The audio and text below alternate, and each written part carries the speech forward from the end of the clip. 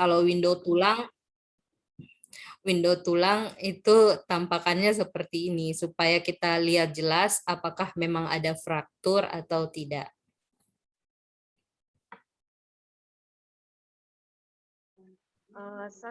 Bertanya lagi dok soal Silakan. swelling. Saya selalu agak susah menjelaskan bagaimana menentukan kalau soft tissue-nya itu swelling dok.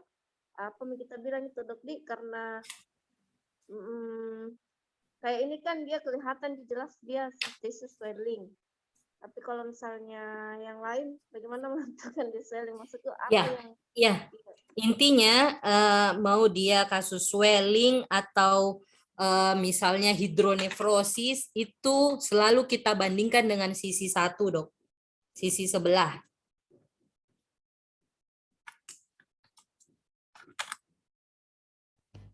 Jadi contoh dok kita lihat ini. Yang sisi kanannya kan tidak bengkak, yang kiri yang bengkak. Selalu bandingkan saja dok dengan sebelah. Karena ada teori mengatakan kalau melihat membandingkan kiri kanan 20% itu patologik, 80% itu normal. Jadi kalau dia simetris berarti itu 80% dia normal. Di sini enggak swelling, di sini yang swelling. Mungkin juga itu dok, apa namanya? Menghafal yang normal berarti maksud tak harus lihat dulu yang normal baru bisa tahu apakah ini swelling atau tidak di dokter Tito. Iya oke dok. Cuma gampangnya tuh bandingkan kiri kanan.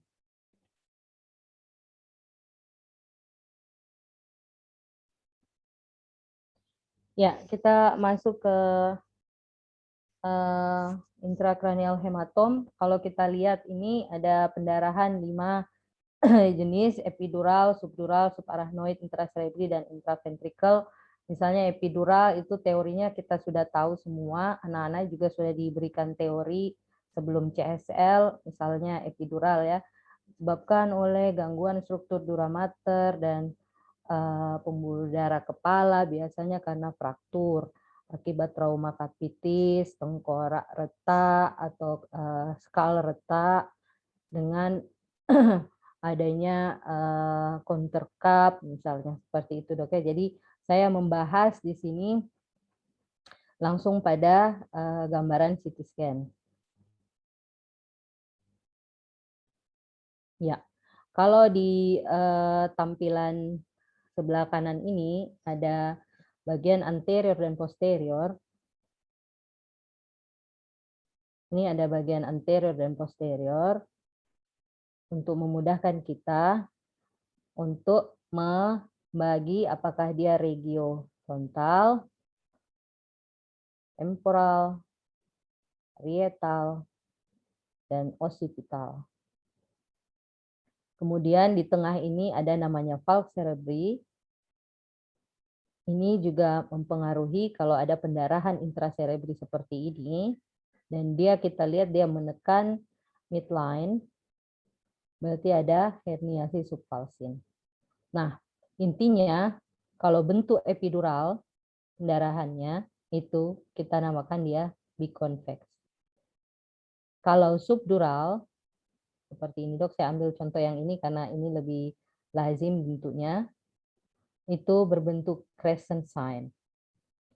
Sedangkan intraventrikular sesuai namanya berarti pendarahannya mengisi sistem ventrikel. Nah, sedangkan intracerebri paling banyak disebabkan oleh non-trauma, itu biasanya mengisi ganglia basalis, talamus, itu memang tempat favoritnya untuk intracerebri. Atau seperti ini, kita sebut saja dia di regio occipital kanan. Coba kita lihat contoh case-nya dok, biar lebih jelas.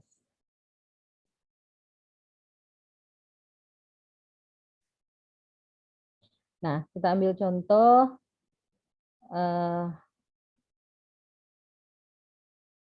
saya kembali tadi dok mengingatkan ini isodens, yang putih itu kita sebut hyperdens, dan yang hitam kita sebut hypodens, lebih hitam dari isodens, biasanya lacy atau cairan CSF. Nah, berarti kalau kita komentari suatu pemeriksaan CT ini, berarti CT scan kepala, irisan aksial, tampak lesi hyperdens yang berbentuk biconvex pada regio temporal kiri.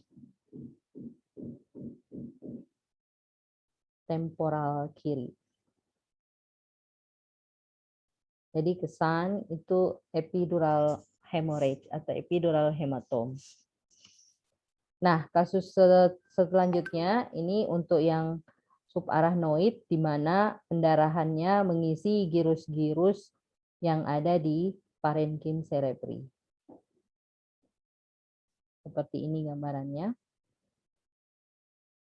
Kemudian kita masuk di subdural, dia berbentuk crescent sign, ini biasanya pada temporoparietal, dan kasus ini adalah frontotemporoparietal kanan. Nah, yang paling sering ada fraktur adalah kasus epidural ya.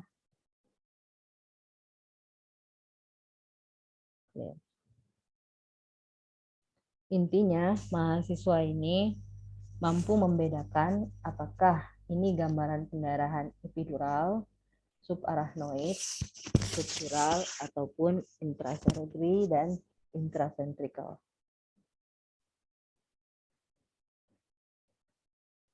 Kalau lihat seperti ini, dok, ada yang mau jawab? Ya, dokter Titik katanya. Berat. Saya dok, coba. Silakan. Tampak gambaran. Pemeriksaannya dulu, deh. CT scan kepala. Ya. Tampak gambaran hyperdens Ya. yang berbentuk crescent sign. Yang saya centang. Oh, maaf. Tampak gambaran hyperdens yang berbentuk biconvex. Ya. Pada hemisfer sinistra. Ya. Regio bisa juga tambah regio apa? Regio temporoparietal. Kiri. Oke. Oh, regio kiri. Deh. Tampak gambaran hyperdens yang berbentuk crescent sign pada regio dextra dengan shift line ke kiri. Ke kiri. Ya, midline shift. Ya, jadi kalau kita lihat, terima kasih Dokter Diva. Kalau kita lihat ini, dia gampangnya begini. Kalau ada sistem ventricle di sini, berarti di sini frontal. Begitu dia sejajar di sini, ini temporal, baru ini parietal. Jadi frontotemporoparietal kanan disertai dengan midline shift, berarti ada herniasi subvalsin. Oke.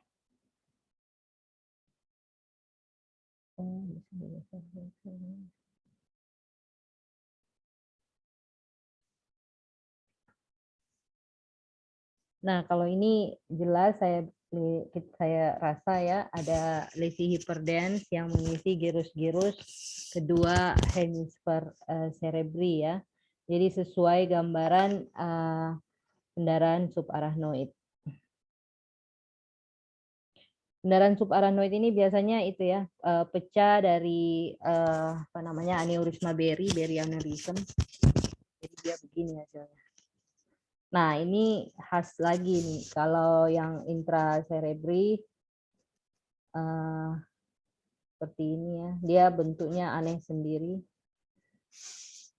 Kemudian intraventricle tentunya dia mengisi sistem ventricle. Apakah ventricle lateral atau ventricle 3 dan 4.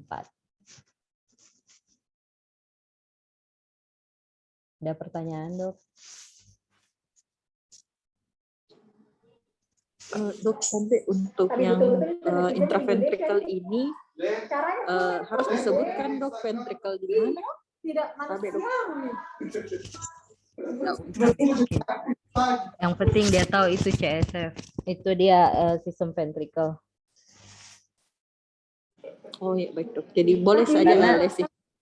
Ya, karena takutnya di slide Ujianta itu ada potongan yang tidak tampak ventricle 3, ada potongan yang tidak tampak ventricle 4. Tapi sistem ventricle lateralis ini kan agak panjang tempatnya. Jadi kemungkinan besar yang itu saja yang jadi bahan acuannya, Dok. Ya, baik, Dok. Ada lagi? Gigi jari nih Mida. Mida? Kita lanjut ya. Ini sama pendarahan subarachnoid dengan intracerebri yang sebelah kiri, yang sebelah kanan subdural ya. Ini lagi sama, ada epidural disertai dengan fraktur di tanda panah putih itu os frontal kiri. Kemudian di foto selanjutnya itu intracerebri dengan perivokal edem. Kemudian yang bagian bawah itu subdural, di tengah itu epidural, lobus atau regio parietal kanan, kemudian subarachnoid ya, yang mengisi area apa ini sisterna. Ya, ternyata corpus alienum bisa juga misalnya pasien anak tertelan koin, kita bisa tampilkan pada foto toraks AP dan lateral. Untuk apa posisi lateral kita bikin supaya kita bisa mengidentifikasi apakah koinnya masuk ke trachea bagian anterior atau bagian posterior yaitu esofagus. Karena pada posisi AP kita tidak bisa bedakan apakah dia di depan atau di belakang, kita cuma bisa tahu dia setinggi level mana. Misalnya ini torakal 1 sampai torakal 4 misalnya. Nah, pada saat kita ambil dia posisi lateral untuk membedakan apakah dia di trachea atau di esofagus karena penanganannya berbeda. Nah, sama halnya dengan corpus alienum yang ada yang pada peniti ini, kita ambil juga di posisi lateral di mana peniti ini berada di esofagus. Rasanya ini peniti mau ditutup dulu ya, baru kita kembalikan masuk. Sayang dia kalau turun tergores-gores mukosanya. Oke, jadi foto toraks posisi AP lateral, corakan bronkovaskuler dalam batas normal, tidak tampak pemadatan hilus, kor dan aorta baik, sinus diafragma baik, tulang-tulang intak, tampak gambaran metal density atau bayangan hiperradio opak berbentuk koin, berada pada level CV torakal 1 sampai 4, pada posisi lateral kesan pada esofagus.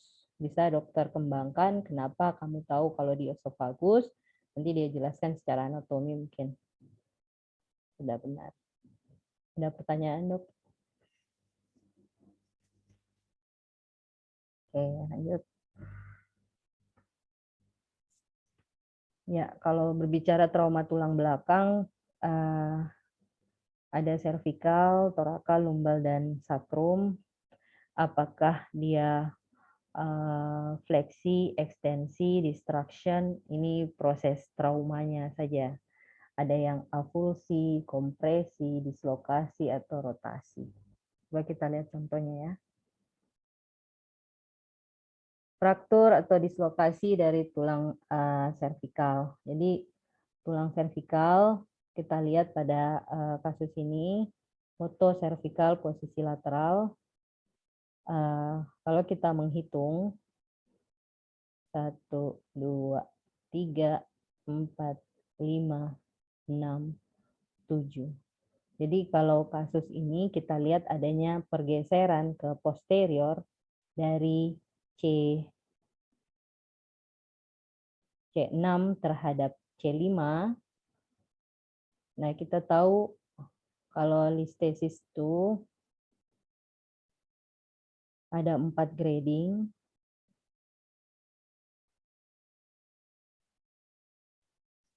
Kalau dia bergeser sekitar 25% saja itu grade 1. Kalau setengahnya itu grade 2, 50%. 75 itu grade 3. Total itu grade 4. Kalau kita lihat di sini pergeserannya kurang dari 50, jadi ini sekitar listesis grade 2. Jadi tampak pergeseran atau listesis CV-C6 terhadap C5 ke posterior. Jadi kesan spondylolistesis CV-C6.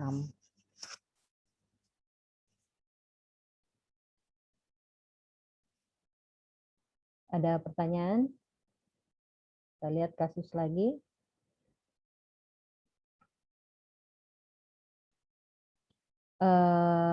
Kalau kita CT scan gambarannya seperti ini dan MRI, tentunya pada MRI kita lihat adanya penekanan atau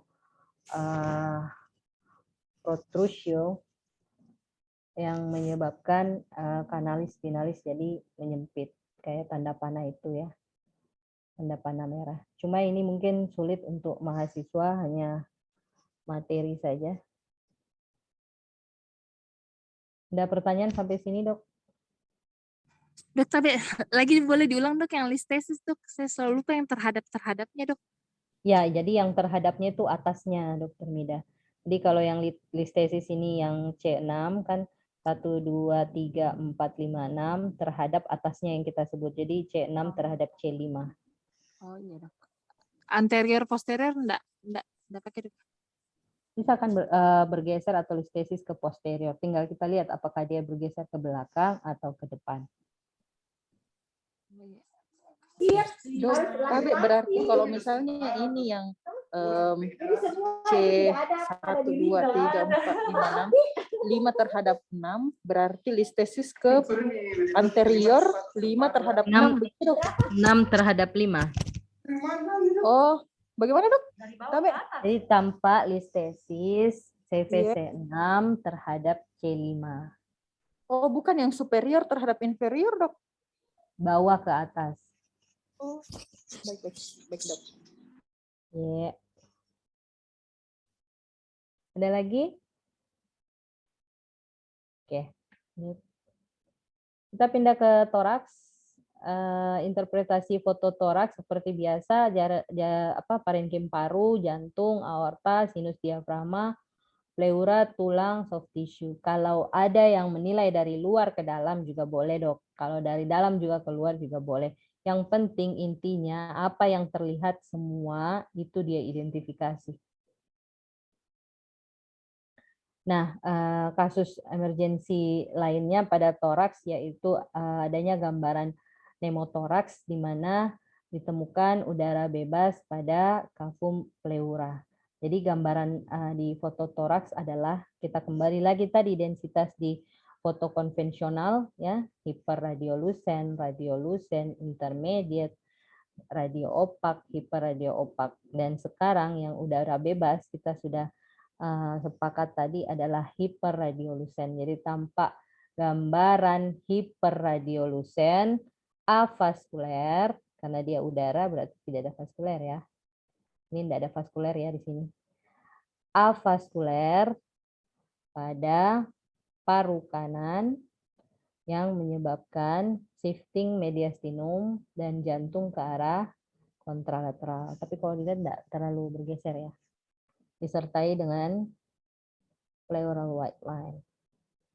khas untuk pneumothorax. Hati-hati, DD dari pneumothorax adalah hiperradiolucent vaskuler, yaitu suatu emfisema paru. Cuma kalau emfisema itu sering bilateral dua-duanya. Jadi foto toraks posisi PA tanpa gambaran, hiperlucent avaskuler, disertai dengan gambaran pleural white line dengan shifting mediastinum atau organ mediastinum ke arah kontralateral. Ada pertanyaan sampai sini, Dok? Dok, lagi dok. Dok, yang mana itu pleura white line, dok? Pleural white line itu yang membatasi udara ini dengan parenkim paru. Kita sebut pleural white line. Kasih, dok. Sama-sama. Oke, kalau enggak ada kita pindah case berikut. Kalau kita lihat CT scan-nya seperti ini gambarannya. Jadi ini CT scan window paru. Ada udara bebas tanda panah hitam ya pada lapangan paru kiri. Jelas batasnya ya. Jelas batasnya antara udara dengan parenkim paru. Oke.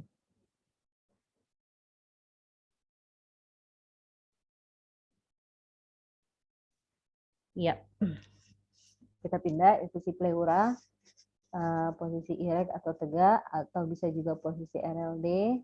Gambarannya perselubungan homogen atau opasitas homogen pada hemitoraks kanan yang memberi gambaran meniscus sign,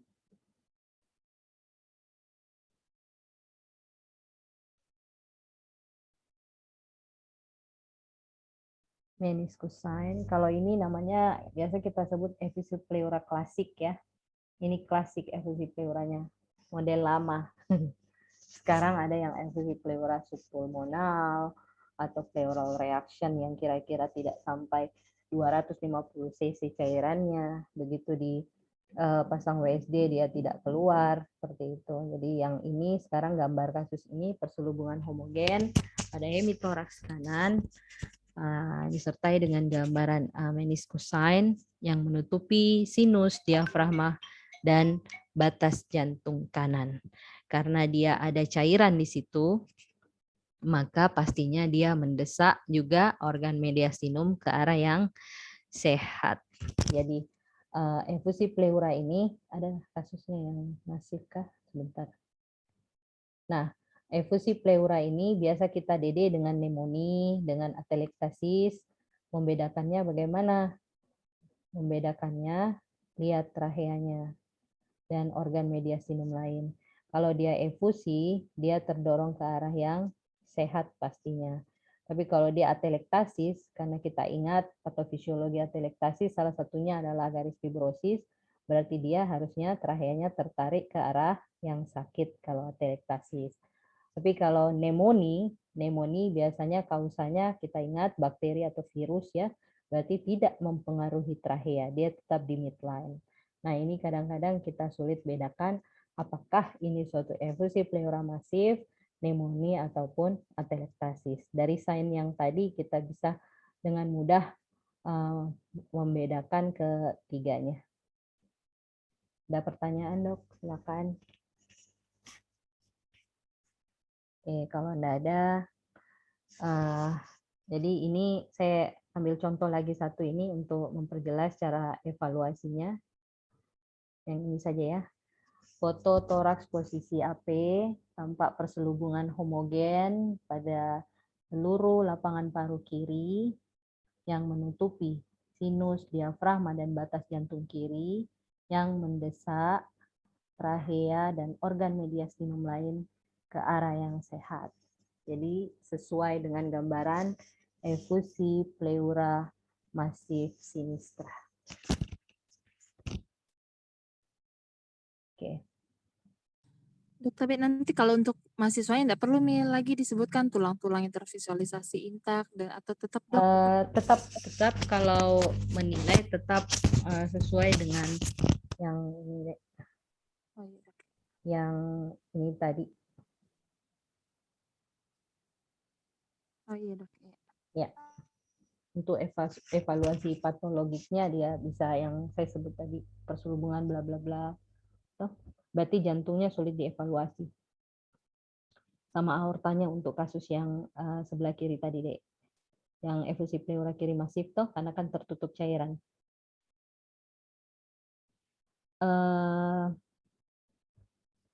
Itu kan untuk menumpulkan suatu sinus costophrenicus dibutuhkan sekitar 250 cc. Kadang-kadang kalau tidak cukup, biasa kita lihat cuma tumpul biasa ya. Tumpul, atau pada kasus biasa DBD anak atau dewasa, itu kan ada grading sesuai dengan efusi. Jadi biasanya dia minta ini RLD karena cairannya minimal. Seperti itu.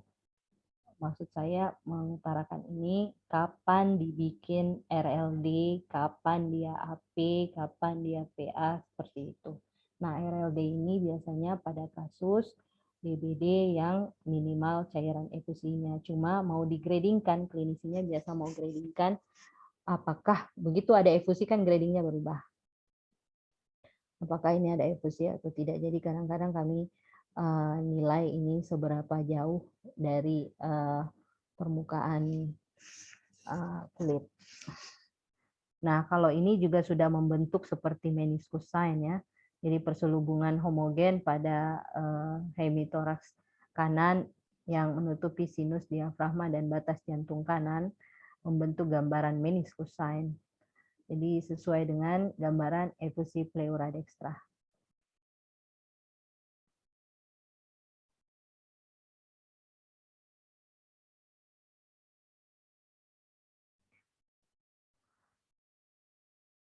Perhatikan kalau right lateral decubitus, kalau lateral itu posisi lateral, lateral apa yang dia mau itu yang melengket di film. Jadi kalau misalnya lateral kanan, berarti lateral kanannya yang melengket di film sinar dari sisi atasnya. Begitu juga yang kiri.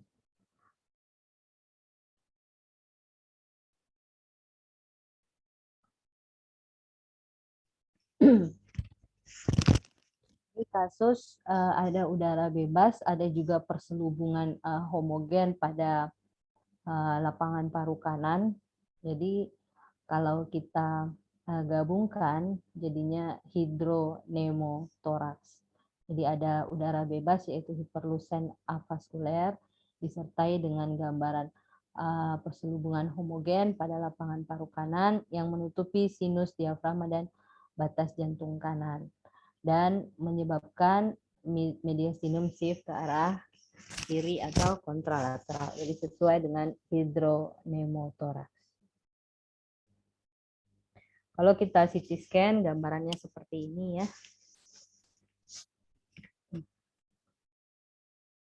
Ya.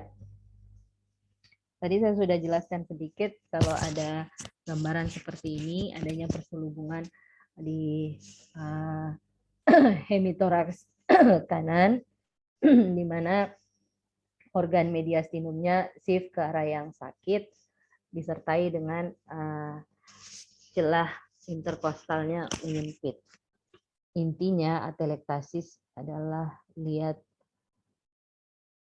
traheanya. Kalau dia ke arah yang sakit berarti atelektasis. Kalau dia di tengah dia pneumonia.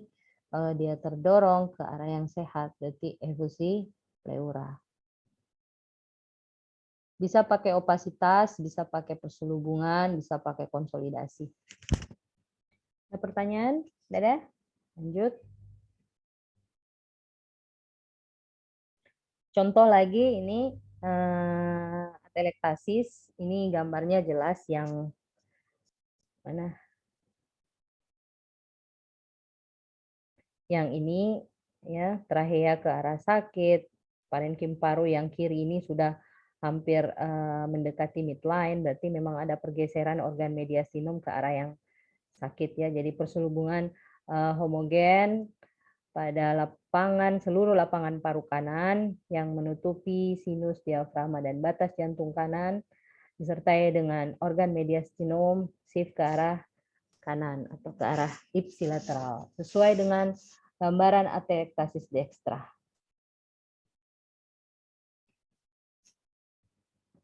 Oke, edema pulmonum ada yang tipe kardiogenik, ada juga yang tipe non kardiogenik. Pada kasus ini kalau kita lihat jantungnya besar berarti tipe kardiogenik, di mana gambarannya bisa kita lihat adanya perkabutan parahilar pada kedua paru. Kalau kita lihat ini tipenya yang interstisial. Ada juga yang tipe alveolar seperti butterfly ya. Kalau ini gambarnya interstisial, masih halus-halus perkabutannya. Jadi harus dievaluasi juga jantungnya serta dilatasi vaskuler atau perkabutan pada kedua paru ya.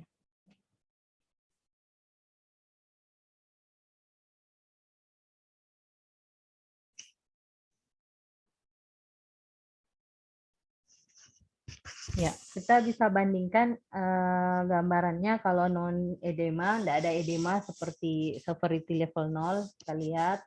Kalau vascular congestion atau severity level 1, ada perkabutan minimal ya. Kemudian yang interstitial edem itu sudah mencapai 2/3 dari hemitoraks dan lebih kasar lagi dibanding yang level 1, dan alveolar itu sudah spread diffuse atau meluas diffuse hampir ke seluruh paru-paru.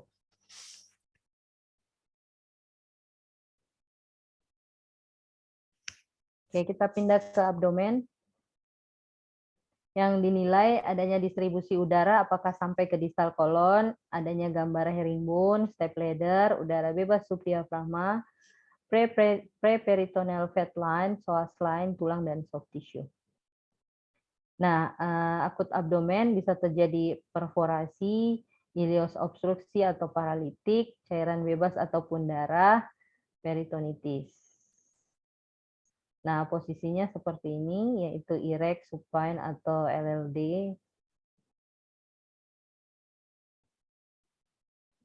Kalau kasus perforasi itu biasanya kita dapat tanda panah hitam, bisa dilihat adanya gambaran udara bebas pada subdiafragma yang berbentuk crescent sign. Ya. Jadi pneumoperitoneum ini ada udara bebas di bawah diafragma atau subdiafragma. Kemudian posisi udara tergantung dari posisi pasien. Baik, Dok. Ya. Ini yang saya bingung, Dok, kalau misalnya dia yang mana yang udara bebas atau udara memang yang harus memang ada pada lambung. Jadi yang sebelah kiri, Dok. Jadi ada di kanan, tapi bagaimana lihat kalau misalnya dia ada di kiri juga, Dok? Ya, kita mungkin bisa bedakan di foto ini, Dek. Perhatikan kalau di gaster dia tidak mengikuti kontur subdiafragma. Sedangkan kalau dia pneumoperitoneum, dia mengikuti kontur subdiafragma karena udara pada saat misalnya dia posisi erect, dia akan mencari rongga yang paling atas atau paling tinggi ya. Nah, sedangkan gaster kan memang letaknya di sini, hampir sepertiga bagian medial dari subdiafragma. Hati-hati juga kayak misalnya begini ya. Ini ada kasus namanya Chilaiditi syndrome. Chilaiditi syndrome itu ada udara di antara subdiafragma dengan hepar. Tapi bentuknya juga tidak seperti ini, dia tidak membentuk gambaran seperti crescent sign. Dia membentuk gambaran seperti udara di loop-loop usus. Itu namanya Chilaiditi. Jadi khas ini suatu pneumoperitoneum, udaranya itu membentuk seperti diafragma bentuknya. Jadi panjangnya juga seperti itu, lebarnya juga. Pokoknya mirip.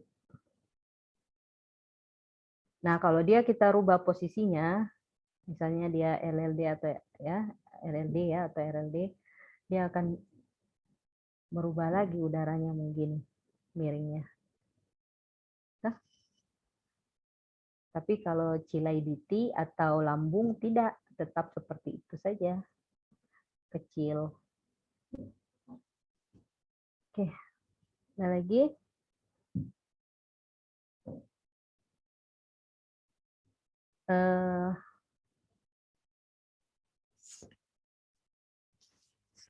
Sama semua ya. Jadi udara bebas itu mengikuti kontur dari subdiafragma. Jadi ini juga ada, jadi misalnya yang foto ada figur 1 ya, tulisan figur 1 merah, kita komentari foto toraks posisi AP, corakan bronkovaskuler prominent, korden aorta baik, sinus diafragma baik, tulang-tulang intak, tampak gambaran udara bebas subdiafragma bilateral yang membentuk gambaran crescent sign. Jadi sesuai dengan pneumoperitoneum bilateral.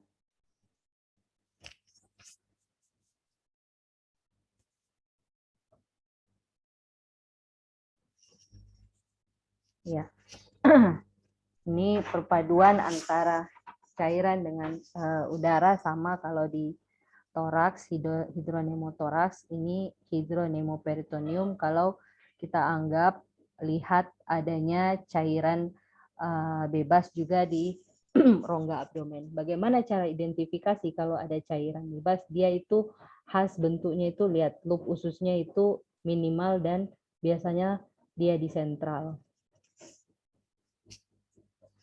Itu biasanya ada asites atau cairan bebas.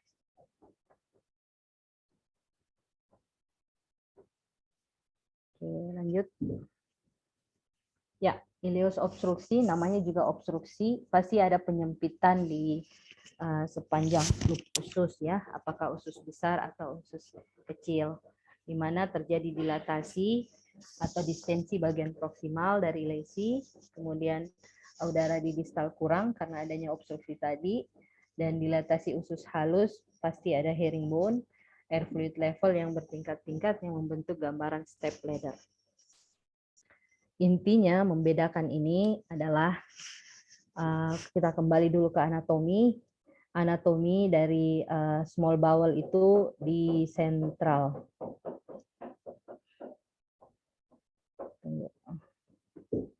Anatomi small bowel itu di sentral, Yeyenum dan teman-teman. Kalau yang large bowel itu mulai dari rectum sigmoid, kolon descendent transversum, kolon ascendent sampai ke caecum, itu di periperal. Ya, lihat dulu. Kalau hujan jangan. Ya, normalnya kalau yang small bowel itu kurang dari 3 cm. Begitu dia lebih dari 3 cm, berarti dia dilatasi.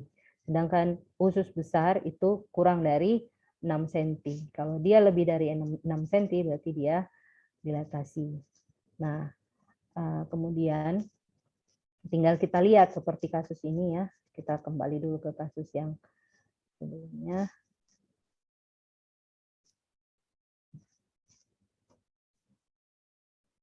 Ada dilatasi dari loop usus lebih dari 3 cm pada loop usus kecil, disertai gambaran air fluid level yang membentuk seperti step ladder ya. Nah, kalau ini mungkin susah kita lihat. Nah, kalau kita lihat di sini foto polosnya, foto polos abdomennya ada dilatasi loop usus bagian sentral. Berarti kita ingat kalau sentral itu berarti adalah small intestine ya. Berarti disertai dengan gambaran herringbone, berarti menguatkan lagi kita kalau memang herringbone itu pasti ada di small intestine. Kemudian daerah bawah ini tidak ada udara sampai ke distal, berarti ada obstruksi. Sama kalau kita siram bunga, ada yang injak selangkah lebar di atas, tapi tidak ada yang mengisi di bawah. Sama ini, berarti ini obstruksi. Bedanya dengan paralitik, selama kita lihat di bawahnya itu kosong, berarti dia tipe obstruksi. Tapi kalau dia terisi di sini, besar semua, daerah periperal besar, daerah tengah besar, itu adalah paralitik. Nah, sekarang bagaimana membedakan small intestine? Lihat, atau SBO atau LBO, small bowel obstruction atau large bowel obstruction. Sesuai tadi, kalau dia di sentral lebar, berarti SBO. Kalau dia lebar di periferal, berarti dia LBO. Sesuai anatominya saja.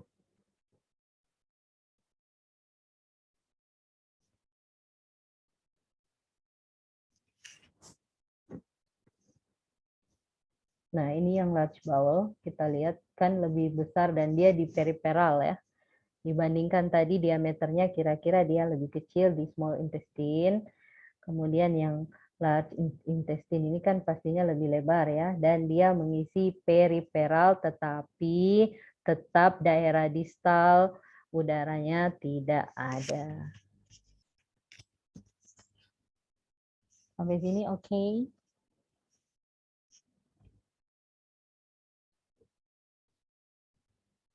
Oke. Ini lagi gambar lainnya.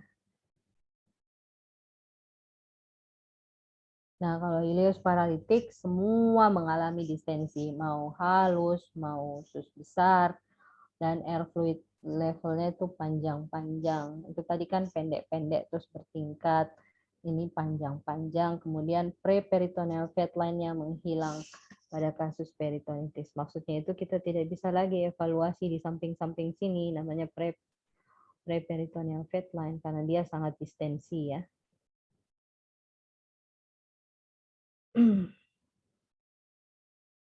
Oke, saya rasa ini mudah. Contohnya lagi. Oke, kita masuk di sistem urinarius. Kita nilai distribusi udara tetap. Apakah ada bayangan batu radio opak para lumbal dan kafum pelvis. Kita review sedikit kenapa dia menggunakan batu radio opak. Gambarannya putih karena kandungan dari batu traktus urinarius kebanyakan mengandung magnesium oksalat atau kalsium oksalat. Makanya memberi warna putih. Beda halnya dengan misalnya di empedu, kenapa dok biasanya warna hitam-hitam, lusen-lusen? Iya, karena biasanya di empedu itu kandungannya adalah lemak kolesterol. Ya, jadi tergantung sebenarnya kandungannya dia memberikan warna. Nah, kemudian kita nilai apakah ada tanda-tanda ileus, apakah ada udara bebas subdiafragma, preperitoneal fat line, dan psoas line. Pemeriksaan kontras, maksudnya di sini adalah IVU, atau sistografi atau uretrografi untuk identifikasi adanya ekstravasasi kontras. Kalau berbicara tentang ekstravasasi kontras berarti kita mengarah ke ruptur dari suatu organ. Dan kemudian kita nilai tulang dan soft tissue. Ginjal, hepar, lien, mirip-mirip ini. Kalau kita baca menurut AAST itu klasifikasi dari ruptur organ ini, traktus urinarius, mirip-mirip seperti ini juga hepar, mirip-mirip seperti ini juga kalau ruptur lien. Cuma yang kita ambil adalah ginjal karena paling sering ruptur itu adalah ginjal. Nah, kita lihat ini pada pemeriksaan IVU atau intravenous urografi, harusnya di tanda panah itu tidak ada kontras yang terbuang ya. Harusnya dia hanya melewati ginjal saja ini sampai ureter sampai ke buli-buli. Nah, kenapa ada yang terbuang di sini? Ini namanya ekstravasasi kontras. Sama kalau kita buang kontras di lembaran kertas yang masih utuh, kita buang, itu kan bagus, teratur. Tapi kalau kita sudah koyak-koyak itu kertas, baru kita sambung, baru kita buang seperti ini. Dia irregular, toh. Jadi dia kontrasnya ini mengisi sesuai dengan robekan atau ruptur dari organ itu. Jadi bisa dibaca klasifikasinya, yaitu adanya hematom perirenal kurang dari 1 cm grade 1, kurang dari lebih dari 1 cm grade 2, sudah masuk intraparenkim grade 3, sudah masuk ke kalix grade 4 sampai hilus grade 5 ya, dan seterusnya seperti itu.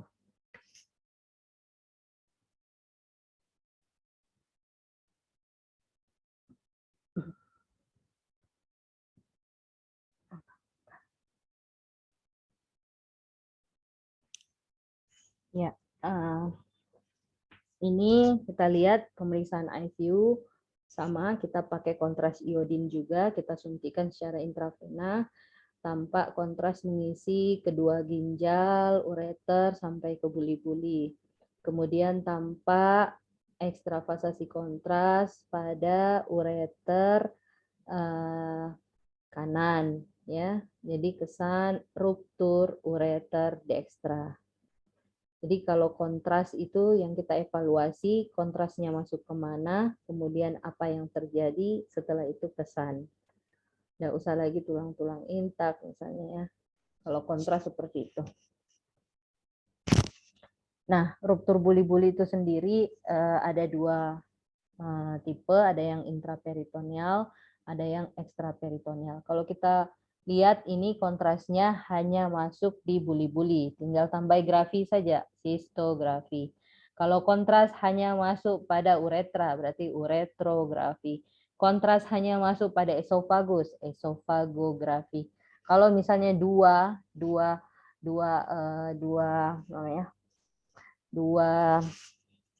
organ yang dia masuk itu kontras, kita gabung di tengahnya tambah O. Jadi misalnya dia masuk di uretra, masuk juga di buli-buli, berarti pemeriksaannya uretrosistografi. Nah, kalau kasus ini cuma kita lihat kontras masuk sampai ke buli-buli saja, berarti sistografi. Nah, untuk membedakan ini ekstravasasinya ekstraperitoneal atau intraperitoneal, selama kontrasnya ekstravasasi atau terbuang hanya dalam rongga pelvis, berarti dia tipe ekstraperitoneal. Tapi kapan kita lihat dia sudah berdampingan dengan loop-loop usus, ya biasanya kita ambil posisi oblik supaya kita tahu apakah kontrasnya masuk ke intraperitoneum. Kalau dia sudah bersebelahan dengan loop usus, berarti dia sudah intraperitoneal.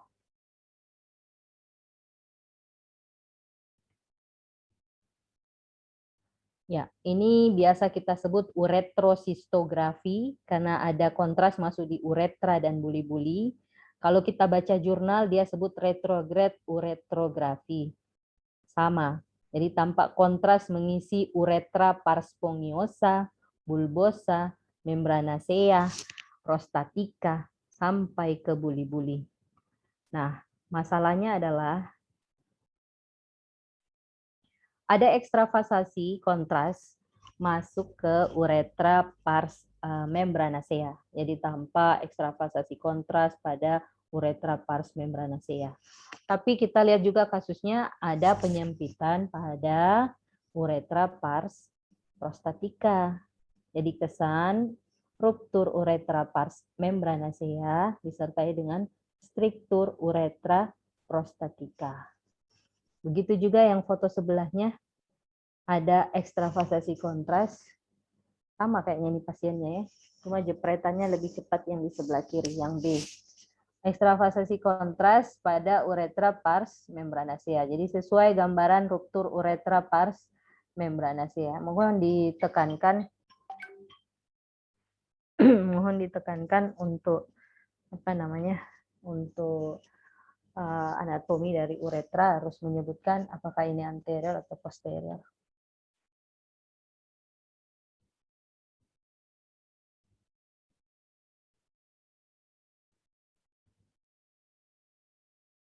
Ada pertanyaan, Dok? Ini, Dok. Tidak ada ini. Tidak bisa ini lagi. Tidak ada ini. Iya, Dok. Ya, Adinda Cu. Enggak, Dok, sebenarnya tadi mungkin di belakang nanti, Dok, yang saya tadi masih belum paham yang pelebaran dari hilus. Jauh sekali, Dok.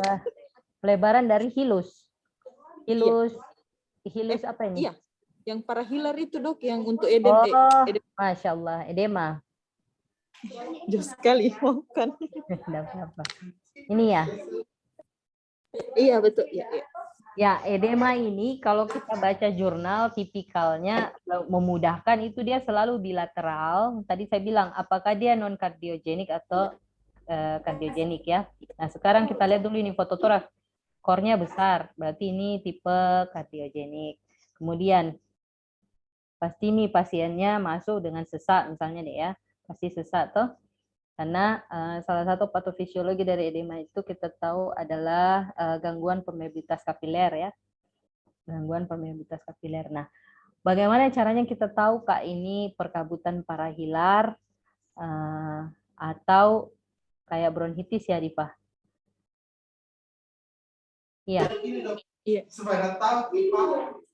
Iya, Dok. ada sih gitu ya.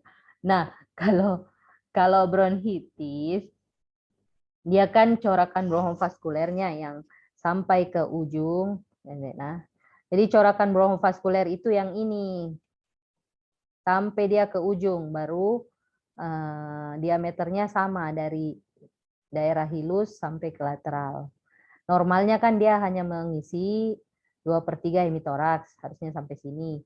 Dia menyisakan 1/3 hemitoraks lateral, toh itu kalau bronkitis. Dan bronkitis itu bisa satu sisi saja. Tapi untuk kasus edema, dia selalu begini, simetris, sama difusnya, sama. Tidak pernah ini, misalnya ini penuh, ini tidak, jarang. Selalu kami lihat itu edema, difusnya simetris bilateral ya. Dan bronkitis misalnya kita mau bedakan, kalau bronkitis kan ada demam, tidak sesak. Tapi kalau edema itu tidak ada demam, dia sesak.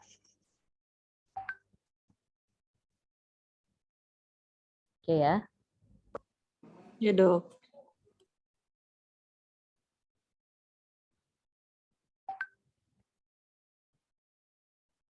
Bagaimana tadi?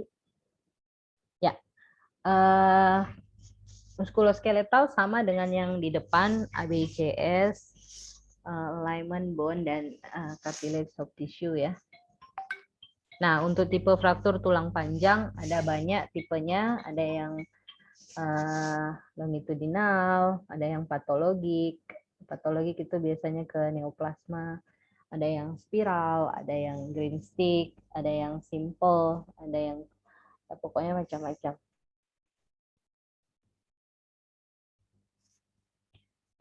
Salah satu contoh adalah Colles fracture dan temannya adalah Smith fracture. Ya. Bedanya hanya kalau Colles fracture itu dia fraktur distal radius disertai dengan angulasi, ya, angulasi ke arah dorsal. Dia ke arah dorsal. Sedangkan kalau Smith fracture dia ke arah polar. Sebenarnya tipe fraktur banyak sekali, Montegia, Galeazzi. Bisa juga misalnya dia mau sebut fraktur distal radius et ulna dengan angulasi ke arah, itu bisa. Lebih spesifik juga dia sebut Smith fracture atau Colles fracture juga bisa. Sama-sama benar. Nah, kita katakan ini foto os femur ya, sinistra. Kita sebut alignment os femur sinistra tidak intak, tampak fraktur kominutif pada proksimal os femur kiri dengan korteks tidak intak, mineralisasi. Nah, itu mineralisasi kita nilai dari ini medulanya.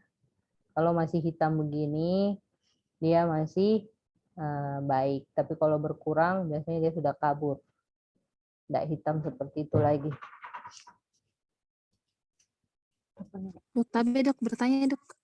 Iya. Bedanya sama segmental dok, sama community dok? Iya, kominutif.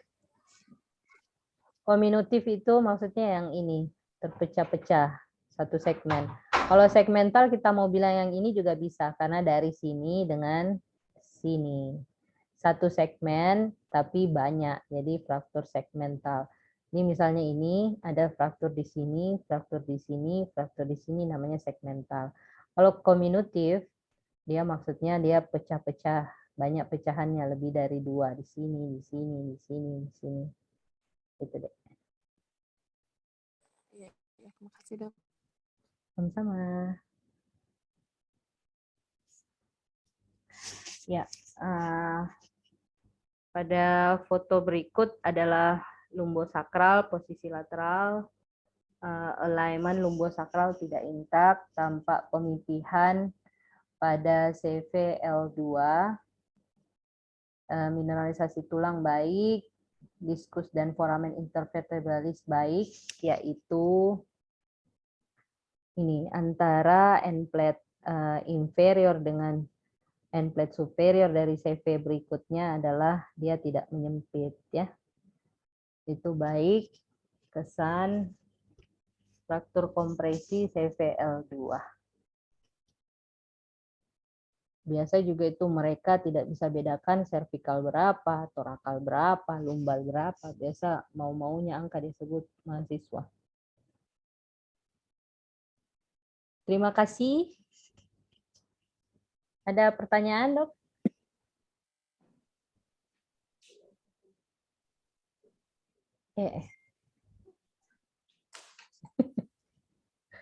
Tanpa gambaran fraktur kompresi pada Pemipihan lumbal pada CVL2. CVL2. Kalau posisinya seperti ini, hitung dari bawah. Berarti ini sakrum, berarti ini L5, 4, 3, 2, 1. Jadi dia L2.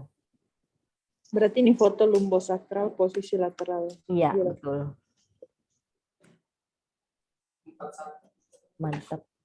Ada pertanyaan, Dok? Ada pertanyaan Kak Titi? Izin. Dokter Fendi intubasi. Ngerinya, Dok. Ada pertanyaan? Dokter Titi banyak sekali yang mau tanyakan, Dok, tapi katanya beda nanti deh pribadi dia tanyakan. Ya, sampai surat lagi dia kirimkan, Kak. Saya kalau di WA Titi lah. Saya juga takut Kak kalau dia div, biasanya ada pekerjaan belakangnya. Betul. Menagih toh. Iya, apa saja itu diminta gitu. Ya. Kasih loh dipas. Masa terus kerjasamanya. Baik ya. Masih ada kita simpan soal ini deh, soal trauma.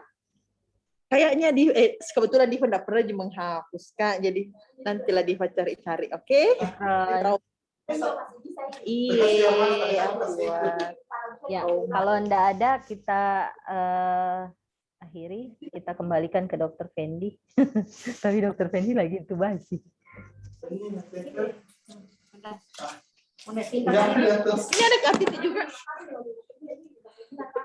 Assalamualaikum, Dok. Salam. Sopannya saya. Sopan sih. Masya Allah sekali Kak Titi di sini Kak. Emang sopan santun Dok, Babe. Pasti dia kenyang kalau dia sopan. Iya lagi. Kenyang deh kalau sopan.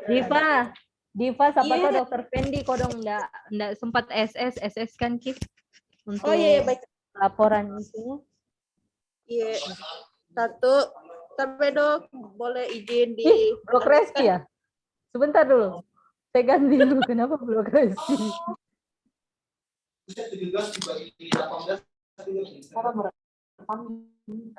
Dokter Fendi. Ibu saya mulut aku. Tapi Dokter Vita Dok boleh diaktifkan Dok izin dari situ karena ada pakai laptop. Oke. 1, 2, Kak Sigit, buka dulu Kak Sigit. 1, 2, 3. Ya baik, sudah Dok. Terima kasih banyak Dok. Diakhiri Midi. Assalamualaikum warahmatullahi wabarakatuh. Terima kasih Dokter Fendi. Terima kasih Dok. Izin lift Dok. Izin lift Dok.